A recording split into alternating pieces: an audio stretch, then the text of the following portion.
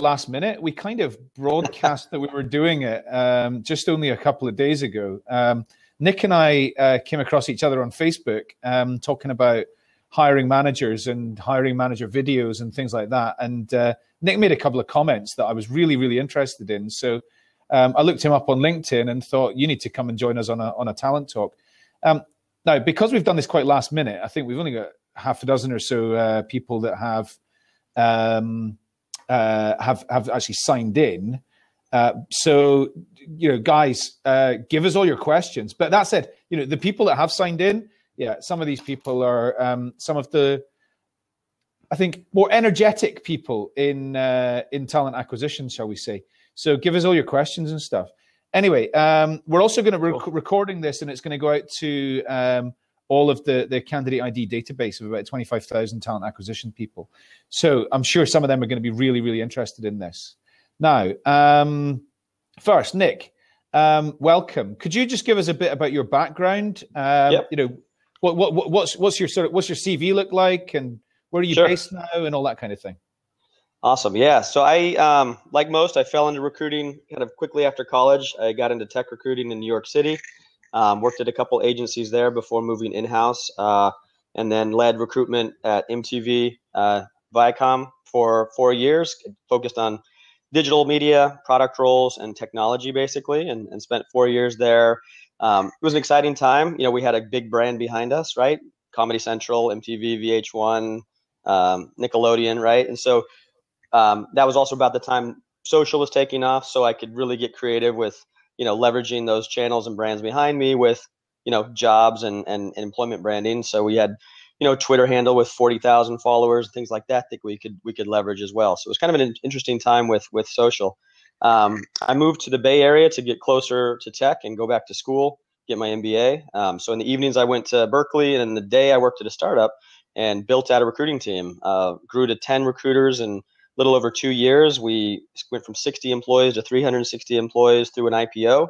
And it was a really great, it was that startup experience that I was really hoping for in the Bay Area. And, after that IPO, I met a couple technical co-founders and got excited about re-engineering the interview experience. After, thousands of phone interviews that I've done personally and leading recruiting teams, do a lot of phone interviews, I felt, there's a huge disconnect between what a candidate might say, how a recruiter might interpret that, and then, what a hiring manager is actually wanting, right? And so rather than, playing this telephone game, that we played when we were kids, someone says something, next person listens, you get around the circle, and by the end of the circle, it's way off, right? Well, we're trying to solve the telephone game with phone interview technology. Okay, so a few questions about that. Number one, sure. Why did you move from, well, hold on a second. Jakob, present. What does that mean? Present. Maybe it's present. Like here. Yeah. He's giving a present. Present. Oh, okay. So, we can't hear anybody. Old friends recruiting Animal and Jakob are here. Well, maybe Animal. Maybe get them. Yeah. Okay. Thank you. Welcome. Right. Jakob has got now. Nick, you probably haven't been on Facebook this morning, but Jakob's got a couple of questions. Okay. For you. My description of what Honeit does is not really to his liking, but it's not really. It's not going to be your description of what Honeit does. I'm absolutely sure. So. Okay, so if we're not going to sing a song, get to the topic. Okay, we're going to get to the topic in a minute. I can actually probably remove you if I want, and I'm tempted. Animal. Look, couple of questions, right? Why did you move? Why did you make the what prompted you to make the move from agency to in-house?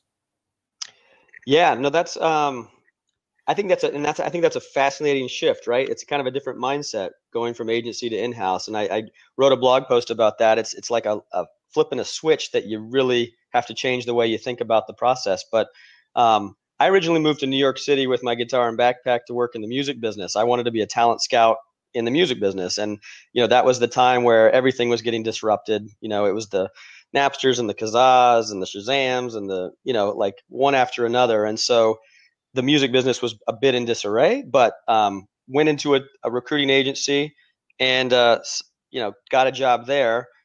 but had always wanted to kind of work in the music business. That was kind of an interest of mine. So when I actually placed a contract recruiter at a client and established a really great relationship with her, she loved consulting, didn't like full time, but she got these leads from time to time that she said, Nick, you got to go in house. And she was kind of a mentor for me, and got pitched the opportunity at MTV and said, Nick, this is for you. And so she recommended me for the in-house role, and I interviewed for it and got the role. So that was a big transition, a big changing point. Very, very cool. Okay. Also, what prompted you to do an MBA? At MTV Networks, I wasn't just focusing on product and engineering roles. I was also helping them with, expand this digital business of theirs. At that point, media companies were going through a transition from television to online, and everyone was faced with these decisions around build versus buy. And luckily, Viacom chose they wanted to build all these platforms. So mobile media, video on demand, TV everywhere, social platforms, all this stuff in-house we built. And in doing so, a lot of that was also partnerships, digital distribution, working with mobile carriers. And so we hired a lot of MBAs to do strategy and, craft these new interesting deals with the Netflixes of the world or the YouTubes of the world right? Because we had the content, but they had the distribution channels. So I became fascinated with that combination of the product mind, the technical mind, and then also the business mind. And I did math and physics in school, so I didn't get exposed to accounting or marketing or any of that kind of stuff. So I thought an MBA might be a good complement. Yeah, cool. Okay. Right. Let's talk about Honeit. When did you come up with the idea? So we've been building the technology for almost 3 years now, kind of refining the platform as we're going, based on feedback from customers. We've pivoted a couple times based on, some interesting feedback and some different models that we had explored earlier. But, for the last, I'd say 6 to 8 months, we've been focused on a B2B SaaS platform for corporate HR, staffing agencies, RPO firms, in addition to some other verticals. Yeah. Okay. So in terms of who's we? It's 2 technical co-founders and myself, and then we have another small team as well. Yeah. Okay. And okay, so what type of let's talk about the main purpose first, which is around the video, the assessment, and that recording the candidate interviews. So, what kind of organizations are using it, and why are they using it? Yeah, we have everyone from external staffing agencies to in-house corporate TA teams. We even have venture capital teams, right, who are talking to, interviewing founders and things like that through the system. I've just fundamentally always thought interviews are two-way conversations, and most of the tools and technology I was getting pitched for the last 8 years have been, one-way experiences, putting more work on the candidate than on the recruiter, right? Hey, thanks for applying, click this link, record yourself, and maybe we'll talk to you. I've never understood that, you post jobs, you source, you build an employment brand, you do all this work to get somebody to bite or apply or respond. And how could you possibly add friction at that point, right? You want to get them on the phone, you want to sell them, you want to answer their questions, you want to build rapport, right? And then you want to be able to present them quickly, right? So I've never understood of adding a one-way experience at that point. Yeah, maybe later, send them a technical quiz later. Yeah, maybe do something to assess them in some capacity that might take a little work. But at the very front end of the process, most of the customers we talk to, and most of my experience has been, it's a phone screen to build rapport, sell the opportunity. And I just wasn't seeing that with technology coming. It was all of these one-way tools. And yeah, video, we can talk about video, but we can't just talk about video as video. We have to talk about it. Are we talking one-way video? Are we talking Skype, right? Skype's great. Hangouts are great. Blue Jeans Network's great. Zoom is great, right? Those are already there, and they're most of the times free. So I couldn't understand, it's this one-way experience, or I'm paying for a service that I could be getting free. That just didn't seem like innovation for in the right direction. Okay, so just onto one of the comments on the side here. Sounds like you are going after HireVue. Am I detecting that what you're saying is that, for example, HireVue is offering something that you can get free for Skype? They're real-time solution for the most part. And I just fundamentally don't agree with the one-way tools, and there's dozens of them. So we're trying to focus on the conversations that are already happening. Recruiters schedule these calls, they pick up the phone, there's an incredible conversation happening.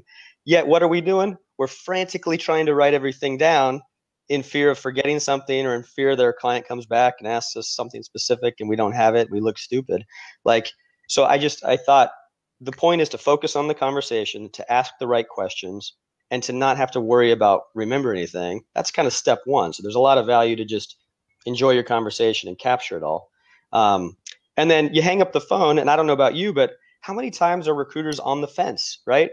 Candidate said some good things. They said some things I wasn't sure about. I'm not the expert, right? I might have heard them incorrectly. Well, you hang up the phone, and now there's a new option. It's not like you have to decline a candidate based on what you think the hiring manager is looking for, or have to convince them and tug their arm to get them to spend 30 minutes on the phone with the candidate you just spoke with. But now you can share a couple of, a minute and a half of highlights and say, hey, I asked the 3 technical questions you wanted me to ask. Here are the 3 technical answers you can quickly hear. You're the expert, and you let me know if this candidate meets your expectations. So what we're seeing is it actually removes all of this burden, which I fundamentally think is the hardest part of being a recruiter, is that the onus is on the recruiter and the pressure is on the recruiter. It's your perception of the candidate that's on the line, right? It's not even about what the candidate said. So we're putting the power back in the recruiter to saying, hey, I did my job. I sourced the candidate. I gave him a great 30-minute assessment. I asked 4 technical questions that you usually ask, and here's the output. The pressure is now no longer on my perception, which is a huge shift. Yeah. Okay. So quickly, let's talk about the technology itself. How does it work? Because your argument about video products.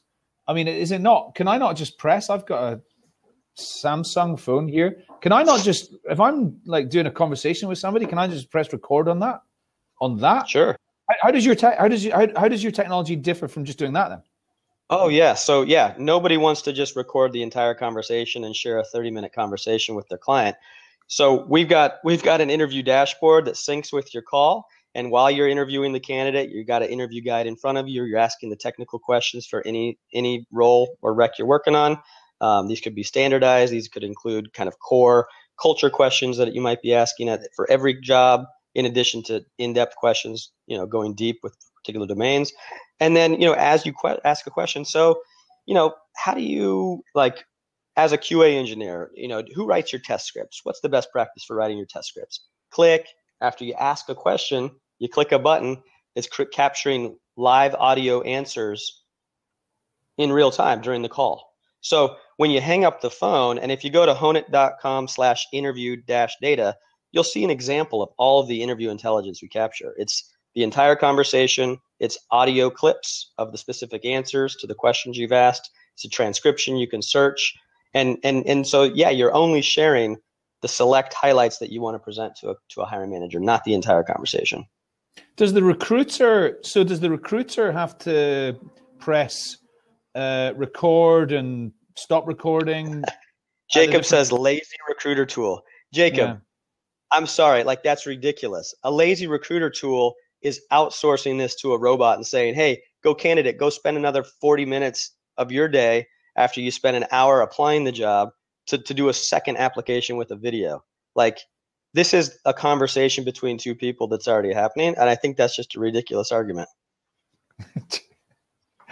Well, I think, okay. So Jacob, just post in the comment. I'm very happy to actually bring you into this, Jacob. If you want to join us, we can talk about it. It's fine. You want to join us? I see lazy tools everywhere. I see lazy tools all around us. AI is going to do this. AI is going to do that. We don't have to lift a finger, right? And if you've got a strong brand and you're getting thousands of applications, that's going to be the stuff that's automated, right? Yeah.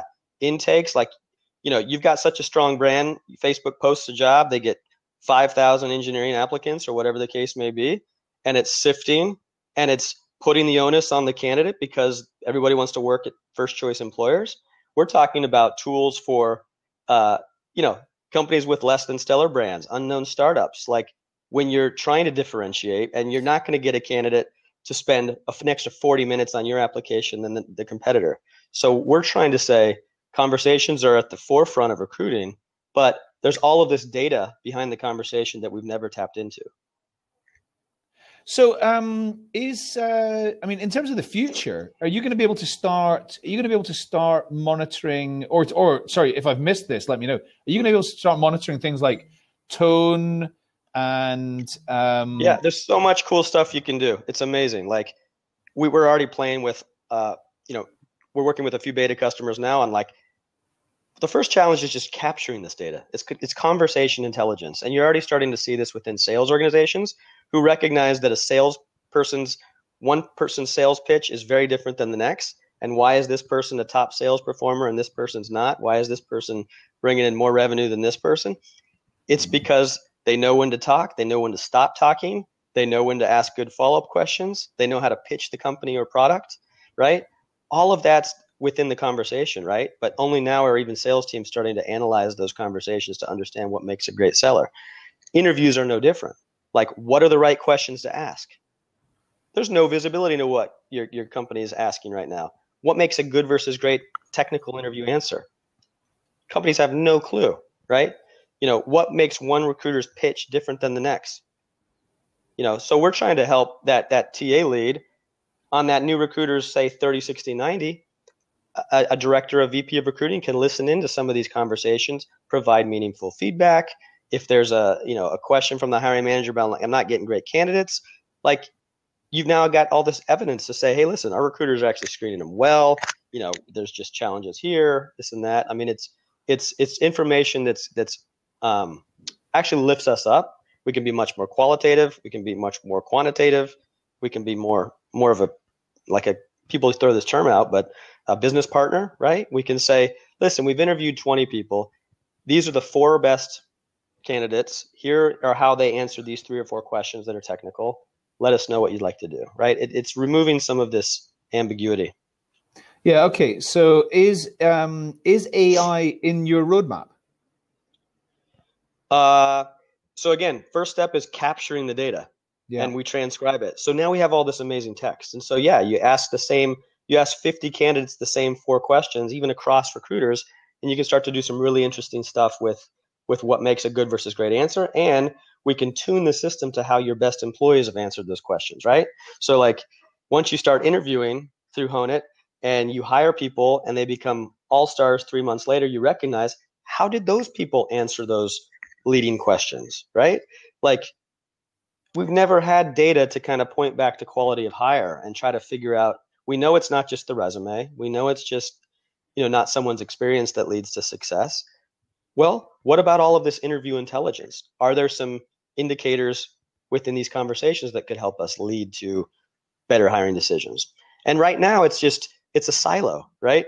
You take a step back and it's a linear process.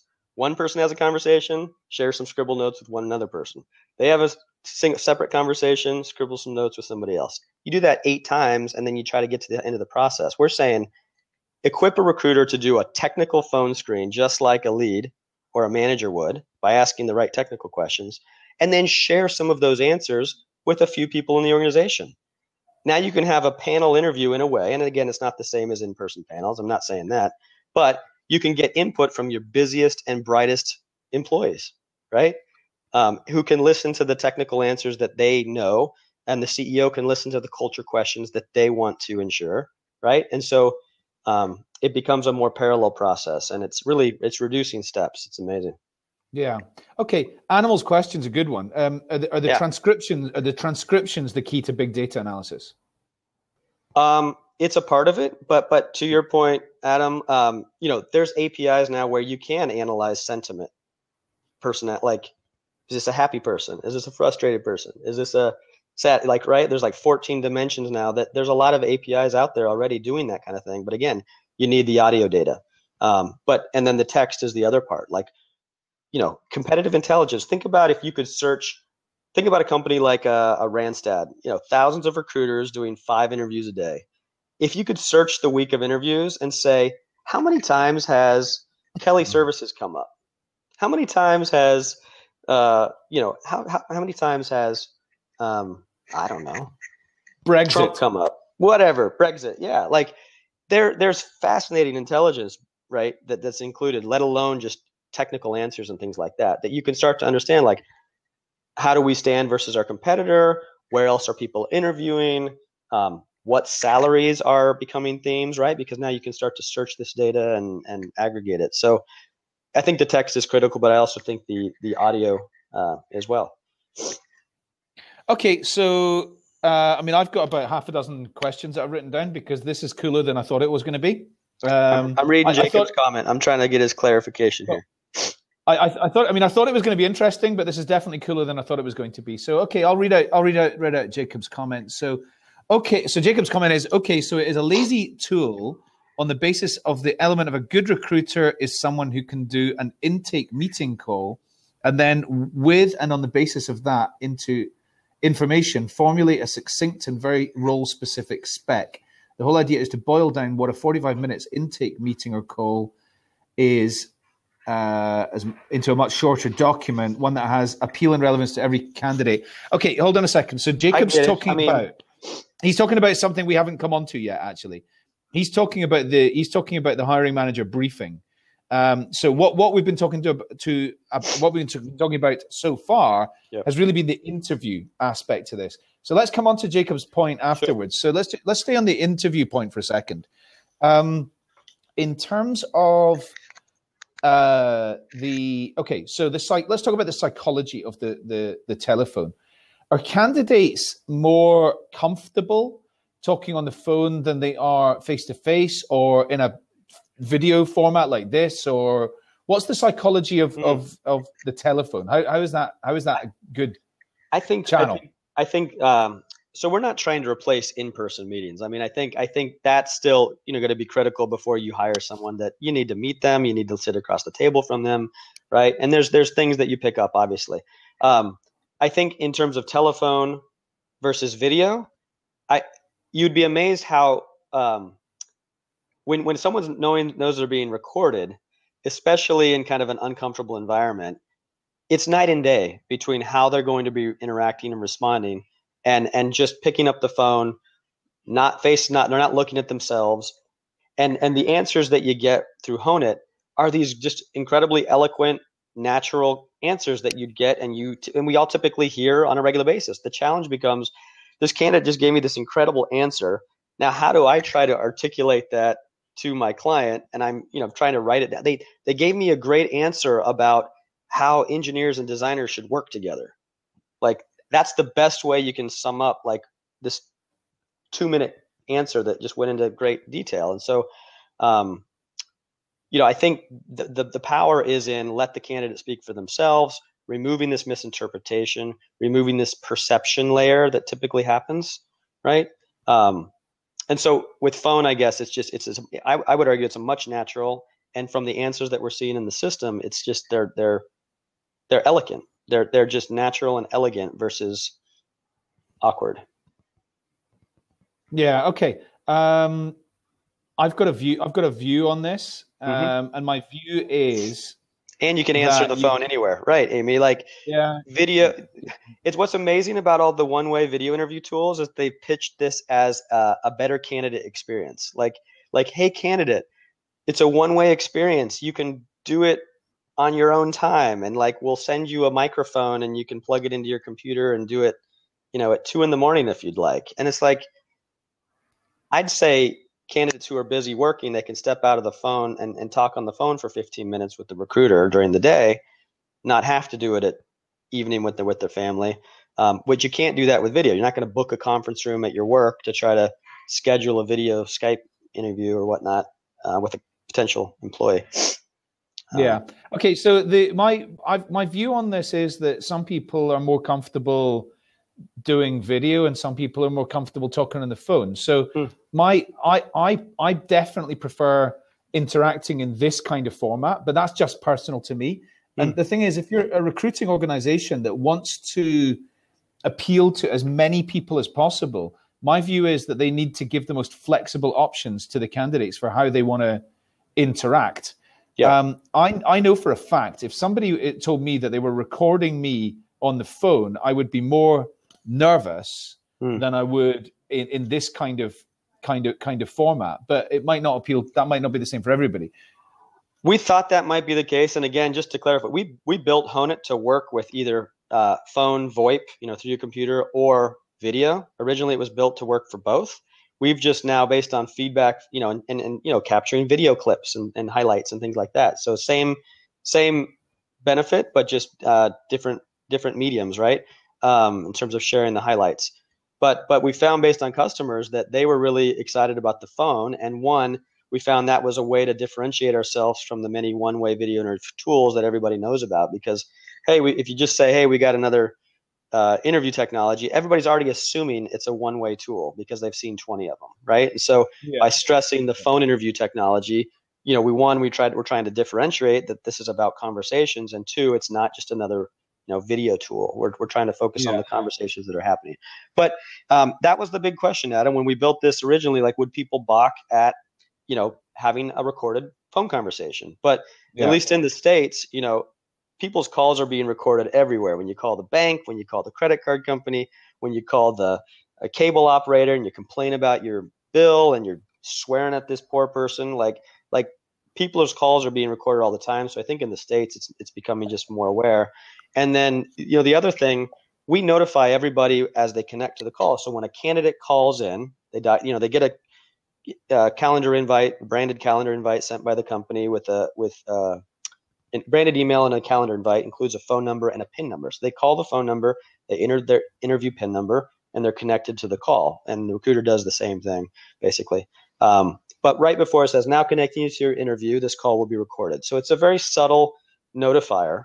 And we're finding that people are just so used to hearing that, I think, that they don't even connect that this call might be recorded to be able to accelerate the process, or answers might be shared with the client or hiring manager. So, but to your point, we haven't noticed that it's an issue, and candidates haven't said, oh, wait, I don't want to be recorded. So it hasn't been an issue there.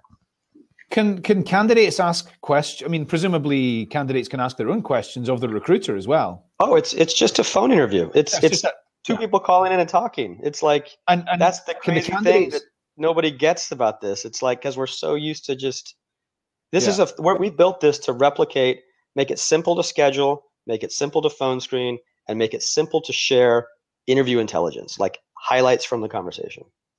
Yeah. So people need to actually get their heads around the simplicity of this, to be honest. It's like, I know. They're looking for crazy.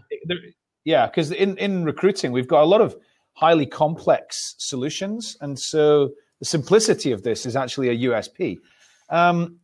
Presumably the candidates are notified that it's recorded at the beginning. Okay, fine. So Jacob's got another kind of point about this, which is that he says paper wins 100 times out of 100 compared to listening to a recording. And the reason for that is because it's not a 10-minute call. Right. They're not trolling. They're not trolling. Let's go to the kickoff meeting, right? What's a kickoff meeting with the hiring manager? A kickoff meeting with the hiring manager, we call it an intake meeting. It's an interview. You're interviewing the hiring manager about who they're looking for, what the role's about, why would somebody want to work there, what differentiates this role at this company versus the 50 other jobs in the Bay Area and doing the same thing at different companies, right? It's an interview where you're trying to extract an insight from the hiring manager to be able to use that and speak on their behalf and pitch the company, answer questions that candidates may have, right? That's an intake meeting. But I would add on that now, phone interviews, phone screens by recruiters have been traditionally soft, right? We just ask, why are you looking? What are you looking to make? Why are you looking to leave? Like, it's almost a wasted conversation. And I know recruiters don't want to hear that. But that's why it's always followed up with at least one or two more phone interviews before you invite that candidate on site. Now, there are recruiters that have built trust and are proven and have credibility, where if they phone screen a candidate and they'll say, hiring manager, you should talk to this person, they'll invite them on site direct. I'm saying there are recruiters out there where that's possible. I'd say the average is not the case. The average is your 30-minute phone interview, the candidate is kind of a throwaway. And then, when I was at the agency, I'd do a phone screen with the candidate. I turn to my boss, the staffing manager, I say, Jay, Just got off the phone with a great .NET developer. He looked at the resume, looked at me, said, Nick, yeah, that's not what they're looking for. I'm like, Jay, I'm telling you. He's like, let me talk to him. Jay talks to him, spends another 20 minutes on the phone with the candidate. He's like, Nick, you're right. Let's present him to the sales or account team. So we present him over to the sales account team. They look at us. They don't trust us, right? There's tension. They say, not what we're looking for. I was like, we're telling you. We both spoke with the candidate. They're amazing. Let me talk to him. Salesperson jumps on the call, spends another 50. Jay, Nick, you're right. I'll submit him. Okay, we submit him. What's the internal recruiter do? First thing they're going to do is phone screen because they don't trust us. They want to hear it for themselves. They're on the line for who they let through to their hiring manager.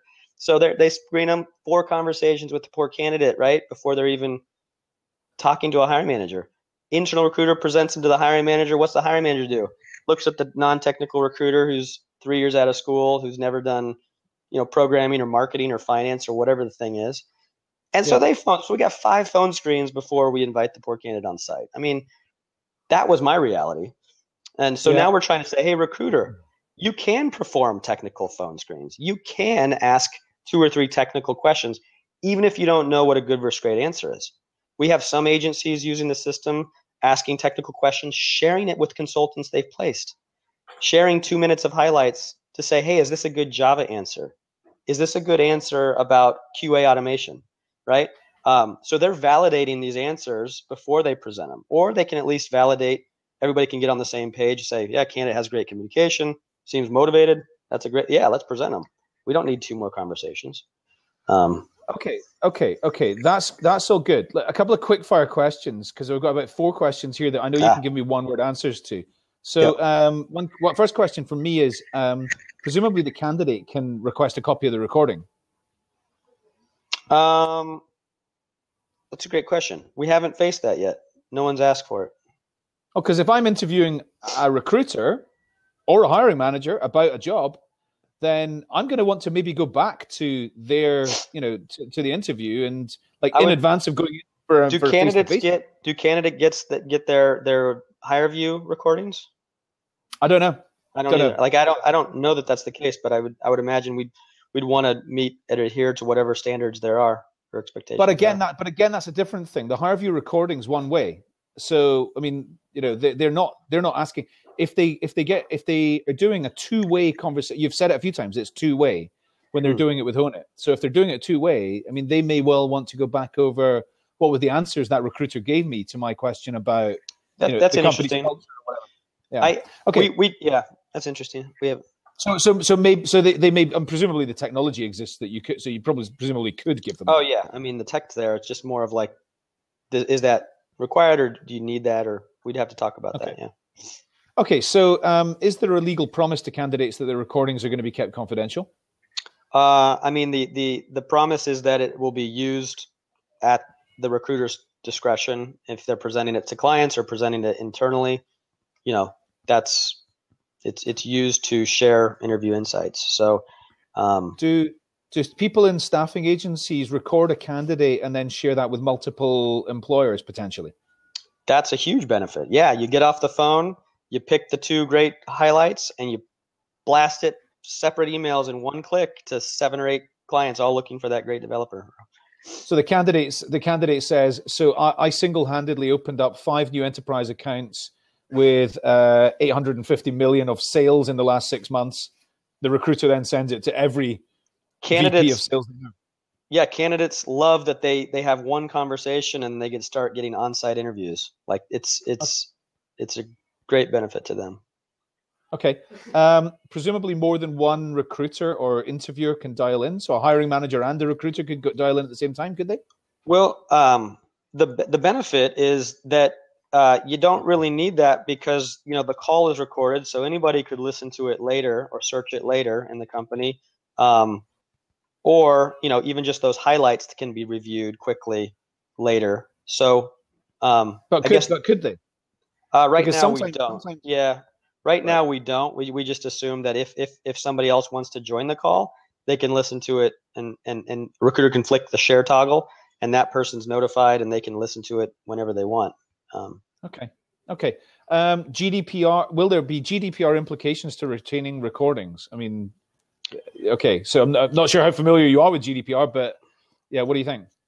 We've, we worked with Perkins Coie in the Bay Area. They're a really well-known law firm here because we knew we were working in the HR space initially. Now we've expanded to other verticals like market research and journalism, et cetera, that do phone interviews as well.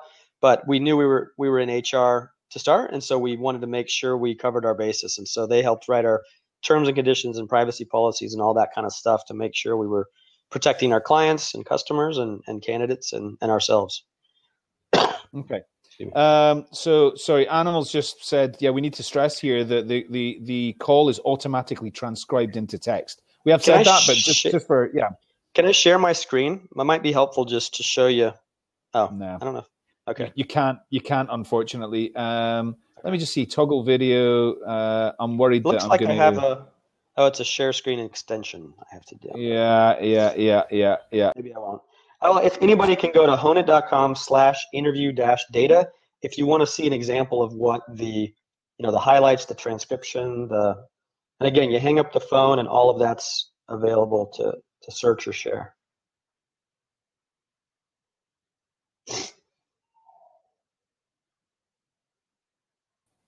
Am I back? I can't. Jacob, you got to start talking. You can't be trolling with comments. If you want to join, we should chat, man. Hold on. Amy, am I on the screen? Let's talk. Where have I gone? Have I gone? Am I back? Jacob, there's no visibility into conversations, right? You're right. Good recruiters can do this, right? Okay. Well, how do you know that? Who's good or who's not? Like, there's. What do I click? That's just easy. If that is your reality, Nick, then sorry to say you have either not had the trust and the credibility of the client or someone else has not been right. How did you originally? Nick, could you hear me? Yeah, I can hear you. Yeah, am I on the screen? Because Yes, you are. Yeah, I can see you. All right. Well, I tried to share my screen so that I could give you the screen, but unfortunately on Recruiter Zone, it's too hard to do it. No worries. Okay. No worries. Right. At least I'm still here. I can't see you on the screen, and I don't think anybody else can now either. So I'll work out how to try and get you back in a second. But okay, question now. I've got something else to say, which is about replacing. You said we're not trying to replace in-person meetings. Let's talk about the modern workplace and the fact that, as we know, people around the world are doing jobs for companies that they basically never visit. So, what do you think about this? Are you enabling this kind of thing? I think we want to make it. I don't know. I don't know where that goes because you can do that with video or phone. I think we're just trying to keep interviews as conversations. Yeah. But we do have there are recruiters using this product all over the world. We've got teams in Mexico City using it. We've got recruiters in Germany and Finland who are using. What they like about it is that candidates can connect via a VoIP link as well. So you don't have to worry about international calling charges on either side. And the recruiter can plug in their earbuds and talk through their laptop, and a candidate in another country can click the VoIP link instead of dialing a phone number to chat through their smartphone or computer. So we are leveraging the trends in terms of telecommunications and things like that. Yeah, absolutely. Okay. In terms of sort of, I don't know. It's not exactly a. I mean, are you becoming a CRM? Because it seems that most recruitment technologies, or a lot of recruitment technologies that are doing are leading with something. So HireVue is now basically a CRM, and there's a whole load of others that are effectively CRM now. So is this something that you're moving towards, or do you sync with the CRM, or what's your thoughts? Yeah, we built, but just based on my experience being a buyer and being a fan of HR technology, when I first moved to San Francisco, I worked for Taleo. Like I was using Taleo at MTV and stretching it to its limits, and then moved to the Bay Area. They hired me to do recruiting ops internally, and I thought, oh, that'd be interesting. I can work within an HR tech company and be the HR tech ops person and play with the new tools and max them out and that kind of thing. They got acquired by Oracle about 9 months after I joined, so that wasn't was a quick window, but I've always been interested in HR technology, and I've always understood that integration is super important. So we've designed the system from the ground up where, front-end integration for our platform is every recruiter gets a scheduling link.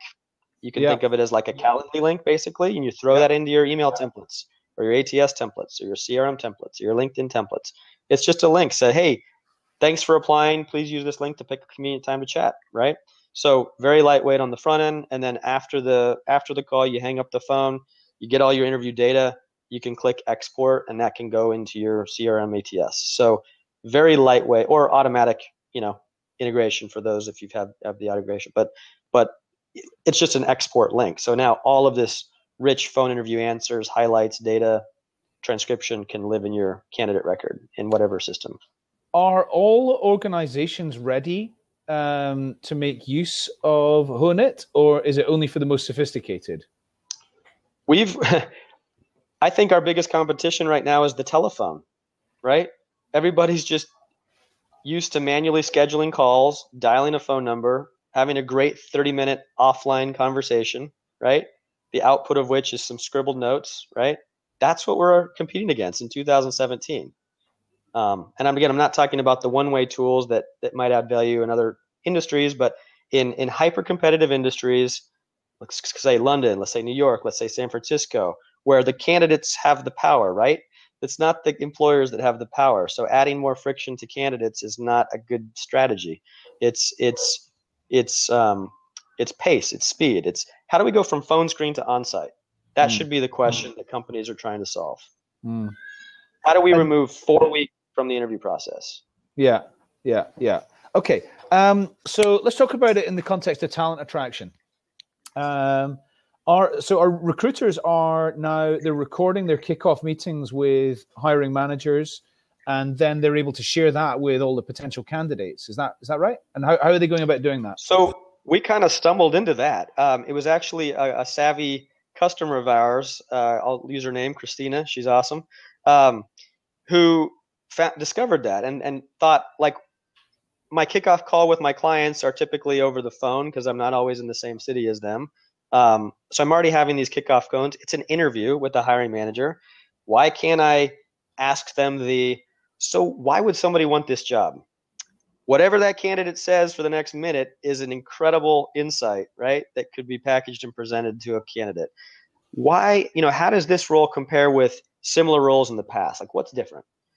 Whatever that answer to that great kickoff question to that is going to be something that recruiter could use to arm themselves, to separate themselves from, what cool new technologies is this role going to have access to or have the ability to choose or use, in becoming more effective or helping the company. Whatever that cool answer is that, is that the hiring manager is getting excited about, talking about, that's an incredible soundbite that could be shared with the candidate. Why, what's the mission of this company? Like, what are you really trying to do fundamentally with this company? What's your vision? We're trying to help people live happier, healthy life, whatever the thing is. That's a great soundbite. So now you have this 30-minute kickoff meeting. You've learned about the role. You've answered questions. You haven't had to write everything down because it can be searched and transcribed and revisited later. But you also take away 4 little excerpts that you can include in a link in your LinkedIn message to say, hey, I'm working with client, just spoke with the hiring manager. Seems like a really interesting role, but let me give you my interpretation. Here's a few highlights right from the hiring manager's mouth. We're focusing, and so a customer started doing that on their own, and we were like, that's pretty amazing. You're right. It's not that different. But it's solving the same challenge around trust, perception, misinterpretation, miscommunication.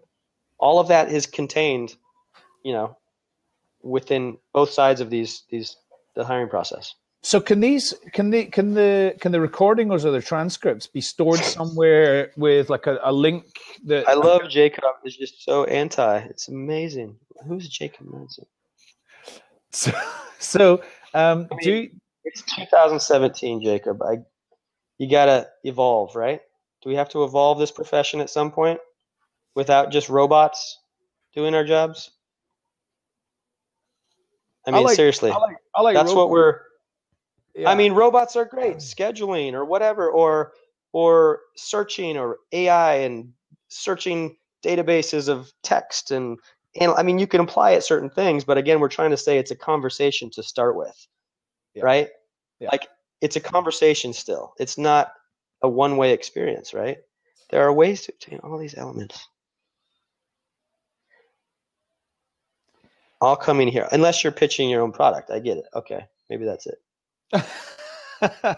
Right. Okay. So, can you, in terms of the recordings and the transcripts, you could store them somewhere public online that a company could maybe use, like on its career site or somewhere like that? Could they? Yeah, we've got a lot of interesting things on the roadmap around. You've got this data, you've got all the text, you've got all these audio highlights. Yeah, you can embed them in job descriptions, right? Like, you could, like, these are hyperlinks, right? Okay. So in that case, that's a conversation that you and I need to have, because this is all trackable through Candidate ID. And so what we can do is we can actually show the organization precisely which individuals are going and looking at those transcripts or those videos. Yeah. So that could embed a pixel. Exactly. Yeah. So, okay. Fine. Other questions that I was going to ask you, in terms of, tell us about just in terms of the business. You've self-funded the company, have you, or have you been investors? Yeah, we raised a little friends and family and advisor money a few years back, and really kind of stretched that, and now we're bootstrapping it. But you know, I'm doing some consulting as well, so I'm working with clients in SF and Finland right now. You know, helping them with HR strategy, recruiting, consulting. I mean, and I use this product every day with my clients. Yeah. So every candidate that I'm interviewing, I'm no longer doing offline phone interviews. I'm interviewing them and capturing the data and sharing a few highlights, and, you know, saving my hiring manager's time and making it much more cooperative. So we built this thing for recruiters based on a recruiter's daily workflow, but I can't stress enough that it's flexible and that it would play nice with whatever ATS or CRM, you know, you're using. So Finland's not exactly around the corner for you, and also every Finn I've ever met has been crazy. Is that your experience? I thought they were rather nice. I was there last week for a few days. Yeah, okay. It was beautiful. Furthest north I've ever been in Europe. Yeah. Okay. Last question from me is around, you know, you're making this available to in-house teams and staffing agencies. Who's been the biggest uptake with? You know, it's interesting. We started with staffing agencies because I thought they had the most to gain just by sharing a little bit of evidence instead of opinion, right? Yeah. I think it's a small change in behavior. It's a very small change in behavior. It's like, you're going to send me the resume. You know, it's like we have a resume and a cover letter and now a page of scribbled notes. It's like, how much text do we need to shove from step to step, right? And so it's a small change to just be able to say, hey, client, internal recruiter, or hiring manager, I just got off the phone with a great product marketing manager, like, but don't take my word for it. Like, here's a couple sound bites and their resume. And what you're seeing is, like, that hiring manager or internal recruiter on their commute home, they put in their earbuds on their phone, they listen to a couple of these sound bites, and they're like, wow, that person sounds intelligent, they're well-spoken, they're enthusiastic, they really want to work here. And that's a great technical answer from my understanding. And I don't need to phone screen them again before I forward them to the hiring manager, or we figure out who in the company should be the next point of contact.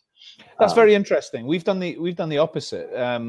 And I think there's a difference in the UK and the USA in terms of the dynamics within the supply chain. And I'm going to say something that's slightly controversial. I'm going to say that staffing agencies, from what I understand of the USA, staffing agencies are far more prominent than they are now in the UK. And I think the in-house teams in the UK are the most sophisticated in the world. So there's some slight differences in terms of, we haven't been working with staffing agencies at all until really just the last couple of weeks, where we have more controversial than Finns are. I didn't say all Finns. I said all the ones I've met are crazy. Yeah, that's anyway. Okay, great. You've answered a lot of questions from all the people that have signed in. You've answered a lot of questions from me. I might want to cut out the point about fins are crazy and what I've just said about staffing agencies and in-house teams. And so I'll maybe do that before I share this, but we're going to share it. There'll be a trackable link. So tell all your friends, it's absolutely fine. We're going to track you if you want to look at this recording. And any sort of thing that you haven't covered that you thought actually this would be a good opportunity to do so. Yeah, we can. I mean, we don't have to limit it to this. We can talk about any topics. I was just going to post a link to the interview data page just to give an example of what do we mean by phone interview data? Like, what is that even, right? And so, and again, I would encourage people to see what's going on with sales teams. Sales teams spend a lot of time on the phone, right? Selling, pitching, assessing, qualifying. It's the same funnel. And forward-thinking sales teams are now adopting conversation intelligence to get smarter, pitch better, cooperatively review a pitch to say, yeah, that's where they're sold, right that moment. Whatever you said right there, that was the aha. Let's say into the conversation rather than 30 minutes into the pitch, right? So where's the aha? Where's the aha? So I completely agree with that, and the principles behind Candidate ID have completely all come from sales and marketing. So the parallels to me are identical. Are you making Honeit available to sales teams, or are you really focused on recruiting?